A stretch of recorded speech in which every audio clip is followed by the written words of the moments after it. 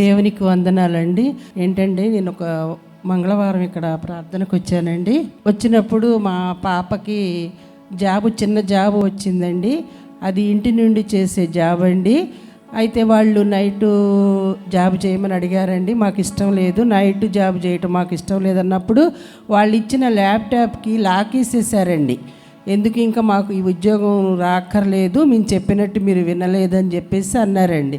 అన్నప్పుడు ఇక్కడికి వచ్చినప్పుడు మా పాప, అమ్మ నా కోసం ప్రార్థన చేయమ్మా, ఏదో చిన్న ఉద్యోగం నేను చేసుకోవాలన్నప్పుడు, ప్రభువా మరి ఎన్నో మేలు చేశావు, ఈ పరిశుద్ధాత్మ తైలాభిషేకంకి వచ్చాను నేను, ఆ జాబు ఉండేటట్టు సహాయం చేయయ్యా, మరి ఆ జాబు ఉన్నప్పుడు నేను ఒక నెలలో వెళ్ళి సాక్ష్యం చెప్పుకుంటాను అన్నానండి.